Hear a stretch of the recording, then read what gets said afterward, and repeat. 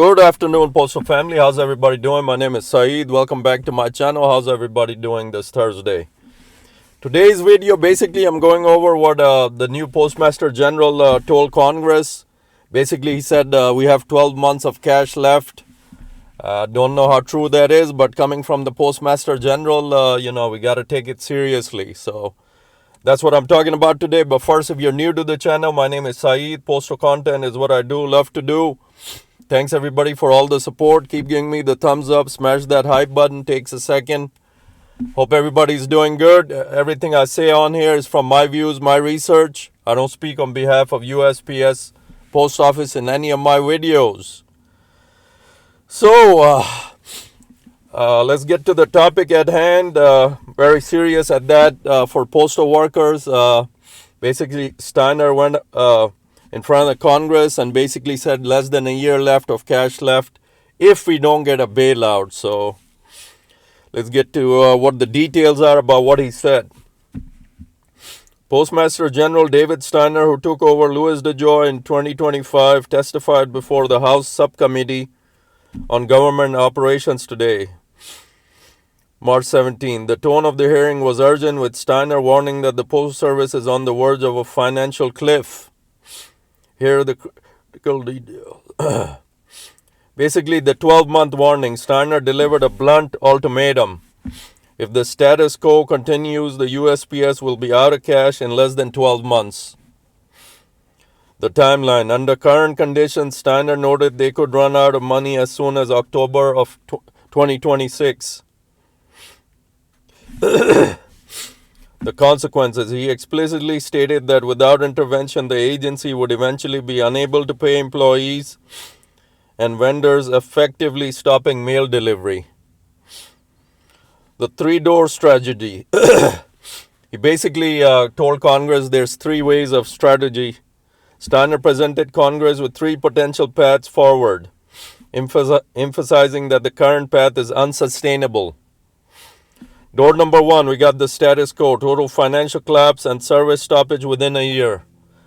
That's basically, if we stay on this path, basically your whole money is going in the upper decks. The managers, nobody wants to change all that. Nobody wants to remove 4 managers per station and, cut down the millions of dollars of expenses and all that. So this is bound to happen, you got to restructure everything. I don't think Steiner wants to do that, but I'm sure he knows it, that the front line, the carriers, the money on top, all the managers and postmasters, they're taking the bulk of it. Well, the carriers, the front line is struggling. So we thought eventually he's going to get to it, but he didn't report that in any, just said playing out 12 months. We don't know where the money is being utilized, but 12 months. Door number 2, radical service cuts. This would involve reducing delivery to fewer than 6 days a week and closing thousands of underwater post offices. So switch to a 5-day work week. That would help a little, but I don't think that substantial change would come as far as, cutting management out, where unneeded. It's pretty much common sense, unless you are a manager or a supervisor, to say that you only need one manager per station. You cut out the rest, you send them to where they're needed, and you got the difference. You got the money at hand. Door number 3, legislative reform. His gridlocks option. Steiner is asking Congress for specific regulatory relief to keep the current service levels intact. Key legislative request. Raise the debt limit. He wants $15 billion borrowing cap set in 1992 raised to $30 to $40 billion. So keep borrowing to survive. That's a good model, but what else can we do? That's how post office has been for the last few decades, getting bailouts, because our product has been going down slowly. The mail, ever since the invention of email, from that point on, our mail levels have been dropping. Stamp price hikes. He is pushing for the authority to raise first-class stamps to 90 to 95 cents and eventually to $1 to solve the operating loss. This is not going to work. Nobody wants to pay that extra dollar for a stamp. That won't happen. That will be more, will go in more under if you're going to do that. Pension reform. He wants to eliminate CSRS and FERS amortization expenses, which he claims would save $6.3 billion in 2026 alone. Now, this FERS pension reform, I'm not very much familiar with that, but that's not fair to all the retirees. You know, they depend on that, but yeah, this is what he says. Retail flexibility. He wants the legal power to close post offices based on financial deficit, a move currently restricted by law. Here comes the congressional pushback. The hearing wasn't entirely sympathetic. Subcommittee Chairman Pete Sessions, Republican from Texas, and other lawmakers expressed skepticism. Transparency. Lawmakers demanded more data before granting a higher debt limit, noting that the Delivering for America plan started under DeJoy failed to meet its break-even goals. So this poor Postmaster General has to get chewed on from the previous Postmaster DeJoy's failures. Delivering for America, they're saying, didn't meet up to its capacity, its goals. So now Steiner takes the blame for it too. Service versus cost. Representative Nikki, Democrat from Illinois, questioned whether more layoffs or delivery network changes were coming. Steiner responds, everything has to be on the table.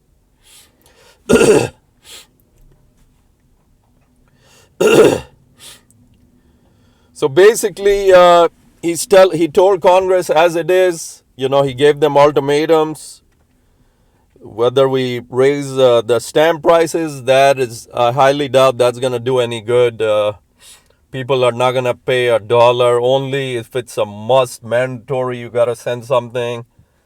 It's bills, I mean, but raise the debt limit from 15 billion borrowing cap to 30 to 40 billion. I can see that happening, you know.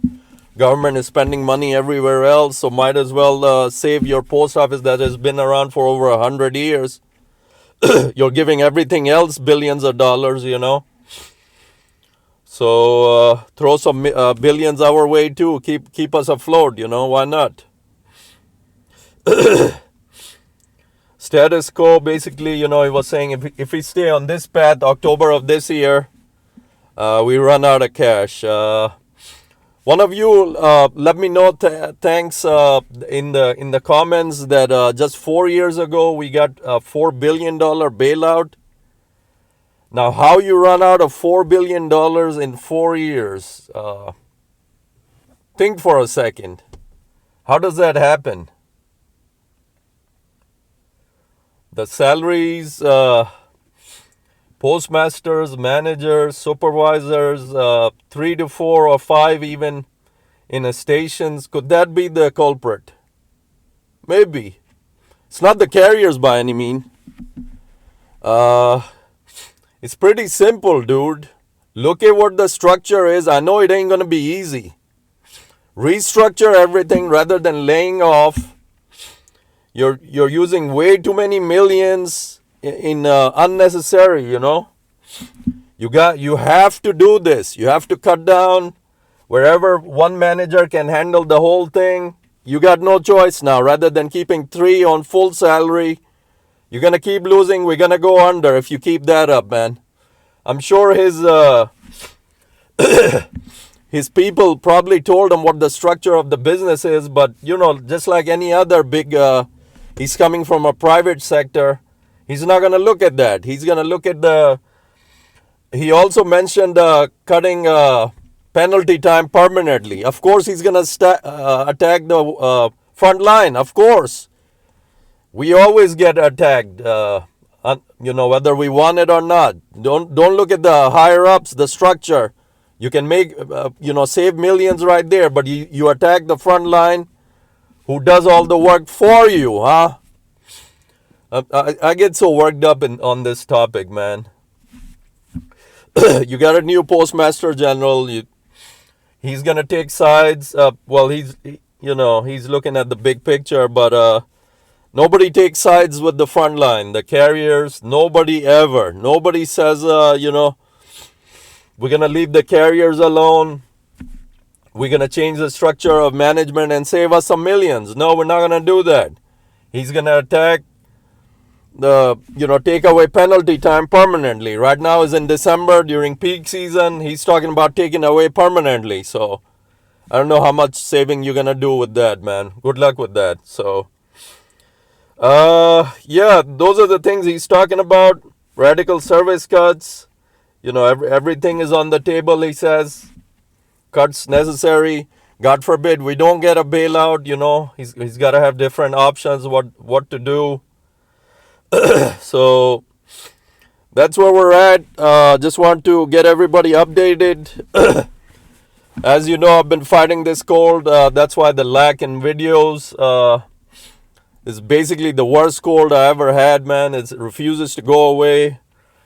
I'm doing steam treatments every night before sleeping, meds, whatever. I'm not that much into antibiotics, so keeping away from that, just letting it warm up, letting everything come out, work it out on its own. As we get older, our system, doesn't fight as well. So that's what I'm going through. That's why you see the lack of videos. Excuse me on that as I recover. But just wanted to bring out this video, what Postmaster General actually said. I know I had a video what he was going to say, but this one is what he actually said. So he laid out what's at hand. He gave them ultimatums. Now it's up to the Congress. I know they're calling him back, I think, in a few weeks. So basically, they're going to tell him the plan, what's going to happen. God willing, we get the bailout. I'm pretty sure we'll get the bailout. Like I said, billions are going everywhere else. We might as well get our cut too, keep us afloat. Keep the 600,000 employees. They're going to take that in hand too, Congress. They're just not going to ignore all that. There's 600,000 employed by the post office. You can't just ignore that and push it aside. But at some point, he's going to have to restructure how management runs things. That you're going to save a lot of millions. If, you got 3 managers in one plant, cut that down to 1.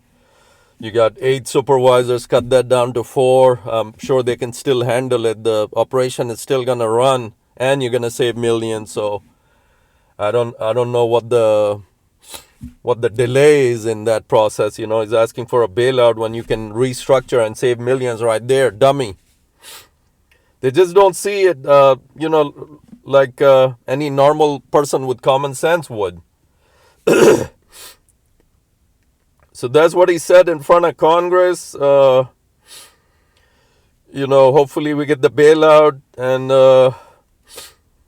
as far as our NALC different topics, our Mr. Renfro is going around with the different talks, his usual chit-chat before the negotiations, what he's doing right now. So we can't hope nothing on that until we get a new NALC president. I always say Karef or Henry, whichever better man wins. I'm sticking out with Henry. The Lions are coming. That's the Lions. I know a lot of you are with Karef too, but I respect both of them. I'm just telling who I'm with. A lot of you say that Henry is not the answer. I understand. I respect your points, but at the same time, Henry never had the top seat. He was always denied from doing any negotiation along with Renfro. So once he has the top seat, then it's going to be a different ball game. Then you'll see what he really can do. A lot of you saying, he's already making 6 figures. He won't care. He's another Renfro. I get all that. I understand all that. But until he has the top seat and he has failure, then tell me that. Not before. He hasn't had the top seat. If he's the president, there's another respect comes from that. He has a lot of say as the president. So We'll wait till that point. But Karif, on the other hand, is very, very strong. He has his own strong points. That's much respect to him too. So they're neck and neck right now. I'm not saying either one has the advantage. It's going to come down to the ballots again, the NALC. Everybody in the union is going to get to vote and always say, may the better man win. So that's it for this one, guys. Just want to make a video on what Mr. Steiner just said in front of Congress. Very serious time right now. As he said, money is running out. No thanks to management. They eat all the big salaries right there. I hate to keep saying it, but it's the truth. And the carriers continue to struggle. The front line, who actually does the work. So that's it for this video. Hope everybody's doing good. As it warms up, hopefully I can get rid of this thing once and for all. It's bugged me for a few weeks now, this cold. Anytime last few days I try to get over it, it gets freezing cold again. So, there's only so much I can do. I'm getting better by the day, so keep me in your prayers, sort of speaking. Get over this thing and get back to normal. As always, guys, please protect yourself. Be aware of all your surroundings. We're sitting ducks out there. We're not armed. Criminals just look at us as, you want to rob somebody, just go ahead. We don't have any weapons. Pepper spray ain't gonna do it versus human beings with a gun pointed on your head. So prayers go out to all the carriers' protection. God, please protect all the carriers. Tough jobs we do year in, year out, on all kinds of weather. Dogs, animals attacking us, humans attacking us. Please protect us. Give us the biggest raises. Talk of the NALC. Contract with the new president. Everything. Prayers for everything. May all things go our way. We get a huge bailout and carriers finally get what we deserve. And as for the table, that needs to be one pay table as well. The table one carriers are already maxed out. The people that were hired before 2013. A short history lesson that I want to give. The 2013, the two splits, you know why they occurred? That's when the CCA position was invented. So I didn't know this either. Somebody had passed this along to me. So once the CCAs came in, that's why they created the table 2. And everybody was lower versus table 1. So that's got to be tackled. I know a lot of you in your comments say that's easier said than done. You can't really change it up. Some of you are saying that once they delete a few steps, that's going to be at the bottom. It's not going to help the ones of us that are in the middle. These are very good points. Everything y'all share, I love y'all in the comments. Everything you guys, informative comments that y'all share. Thanks so much. Keep it coming. I appreciate every single comment, good, bad, and ugly. Whether you took your time to make a post, type those few words in my comments. I appreciate it so much. I respect you all even for the ugly comments. I respect you all stopping by. The people that continue to put comments in that postal service needs to shut down, go away. I know you're a hater, but think of the 600,000 that are employed by the USPS first before making a comment like that. So think of those families, 600,000 strong, that depend on USPS before you make a comment like that. You can't just shut down USPS just like that. There's many involved families. So, but I appreciate you taking the time, stopping by. Like I always say in the comments, keep moving. Thanks for stopping by. I appreciate it. So that's it for this video. Just want to bring the update on what Steiner said. And it's not no good news. He's giving... at the end of the year, we got to get a bailout. Hopefully we will. I'm pretty sure we will. And we'll go from there. Until next time, take care, guys. Peace out. MailmanSyed. We'll see you next time. Take care, guys.